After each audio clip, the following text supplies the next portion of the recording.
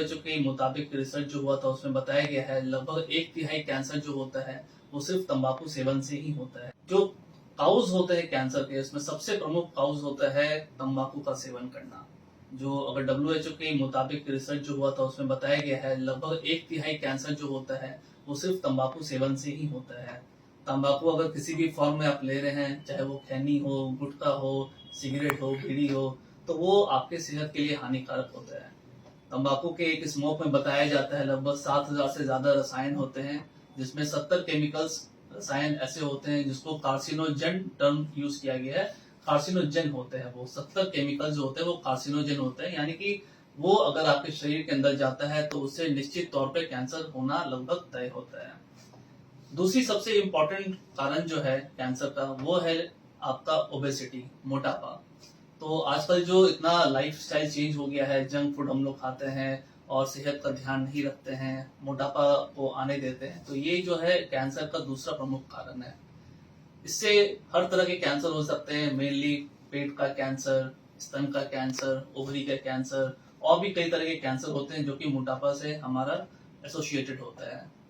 Third जो common cause है cancer का है वो है प्रॉपर व्यायाम नहीं करना। अगर हम लोग अपने लाइफ स्टाइल में प्रॉपर व्यायाम कर रहे हैं, 30 मिनट से 1 घंटे तक का अगर कोई किसी भी प्रकार का व्यायाम हो सकता है, चाहे वो जिम हो, चाहे ब्रिस्क वॉकिंग हो, चाहे योगा हो, तो किसी भी फॉर्म का हम लोग अगर एक्सरसाइज कर रहे हैं अपने जीवन शैली में, अपने लाइफ स्टाइल में, तो हम लोग कैंसर से बच सकते हैं।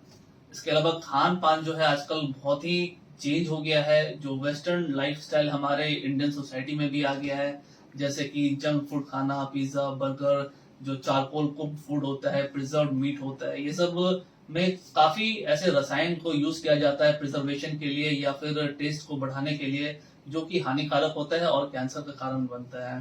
तो ये सब प्रमुख कारण है कैंसर के, और जिसे अपने जीवन शैली में हम लोग ना लाएं तो हम लोग कैंसर से बच भी सकते हैं। अच्छा डॉक्टर सर, साहब, ये डॉक्टर सर कितना लगता है जागरूकता की कितनी कमी है सर? जैसे गांव में इस तरह की वार्ता भी नहीं होती है, लोग को बताया नहीं, तो कितनी कमी है सर जागरूकता की? कैंसर के बचाव के बारे में अगर बताया जाए तो अगर हम लोग कैंसर के प्रति जागरूक रहें तो 50% कैंसर से हम लोग ऐसे ही बच सकते हैं। ये WHO का डेटा है, रिकॉर्ड है, जिसमें ये बताया गया है कि हम लोग प्रॉपर तरह से अगर जागरूक रहे, अवेयर रहे कैंसर के कारण के बारे में, कैंसर से कैसे बचे इसके बारे में, और कैंसर के शुरुआती लक्षण क्या है इसके बारे में, तो हम लोग 50% कैंसर से बिल्कुल बच सकते हैं। अच्छा, आपने कुछ तकनीक अभी बता रहे थे कि कोई तकनीक आपने इजाद किया, कुछ आपने रिसर्च किया है कि जिससे कैंसर का इलाज, बहुत कारगर इलाज संभव है, इवन एडवांस स्टेज में भी। थोड़ा उसके बारे में जो डॉक्टर साहब बताएं। तो हम लोगों ने एक ऐसा रिसर्च किया था जिसमें कि ब्लड सैंपल को लिया जाता है और उसमें टेस्ट किया जाता है कि कौन कौन से RNA, DNA म्यूटेशन है ना, जेनेटिक लेवल पे हम लोगों ने टेस्ट किया। ये रिसर्च वर्क जो है अपना नेचर पब्लिकेशन में पब्लिश भी हुआ था। तो इसमें पता ये लगाया जा रहा था कि जो जेनेटिक म्यूटेशन होता है उसके आधार पे हम लोग कौन सी दवाइयां दे सकते हैं, यानी कि टारगेटेड थेरेपी जो होता है या फिर इम्यूनोथेरेपी उसको दे सकते हैं।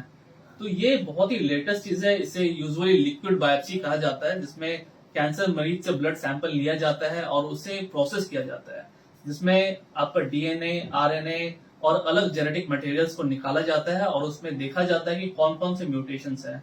म्यूटेशंस का एक बार पता चल जाता है तो देखते हैं कि कौन सी दवाइयां उसमें अच्छी तरह से काम कर सकती है। और हमने ये पाया कि प्रॉपर म्यूटेशन का एनालिसिस होने के बाद अगर दवाइयां चलती है उस तरह से, तो बहुत सारे कैंसर बिल्कुल तरह से खत्म हो जाते हैं, चाहे वो स्टेज 4 में ही क्यों ना आए हमारे पास में।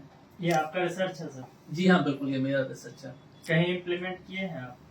बहुत सारे पेशेंट में हम लोग इम्प्लीमेंट करते हैं ऐसे रिसर्च को, और जो डेटा बताता है, साइंस बताता है, उसमें भी हमारे अलावा भी कई सारे रिसर्च वर्क हो रखे हैं, जिसमें ये बताता है कि अगर लिक्विड बायोप्सी से हम लोग ब्लड सैंपल को ले और उसमें DNA, RNA और अलग जेनेटिक मटेरियल को हम लोग टेस्ट करें, तो ये पता लगाया जा सकता है कि कौन सी दवाइयां उसमें बेहतरीन काम करेगी। और एक बार जब इसका पता चल जाता है तो कैंसर को ट्रीट करना, पूरी तरह से खत्म करना बहुत ही आसान हो जाता है। कुछ उदाहरण जो आपने सफलतापूर्वक जिसका इससे इलाज किया हो? इससे कई उदाहरण है। जैसे अभी हाल में ही 2 दिन पहले हमारे पास में एक पेशेंट आए थे जिनका कैंसर पूरी तरह से खत्म हो गया है। वो स्टेज 4 में आए थे और उनका एक मॉलिक्यूलर टेस्ट कराया था तो वो पॉजिटिव आया था। तो मॉलिक्यूलर टेस्ट जो पॉजिटिव आया उसके आधार पे हमने वो ट्रीटमेंट किया। तो लंग कैंसर स्टेज 4 में था। जब हमने लगभग 3 महीने बाद फिर से उसे पेट स्कैन करके देखा तो उसमें कैंसर का कोई भी अंश नहीं पाया गया था। तो सर ये कहना और अभी जाए- वो ऑलमोस्ट 2 साल से पेशेंट हमारे पास में आ रहा है और वो बिल्कुल तरह से ठीक है। ये कहना जायज होगा कि 4th स्टेज के कैंसर को भी ठीक किया जा सकता है। जी हाँ, बिल्कुल, ये कहना बिल्कुल सही है कि अगर कैंसर के पेशेंट अगर 4th स्टेज में भी आ रहे हैं आपके पास में और उसमें हम लोग टेस्ट करके देखते हैं कि मॉलिक्यूलर टेस्ट में कुछ प्रॉब्लम है जिसको हम लोग टारगेट कर सकते हैं, तो ऐसी टारगेटेड थेरेपी और इम्यूनोथेरेपी चलाने से बहुत सारे पेशेंट जो है उनके कैंसर पूरी तरह से खत्म हो जाते हैं। ये सिर्फ रेस्पॉन्स की बात हम। आशीर्वाद इजीकॉन ग्रुप, भरोसे का दूसरा नाम। हम सिर्फ घर नहीं, खुशियाँ भी बनाते हैं।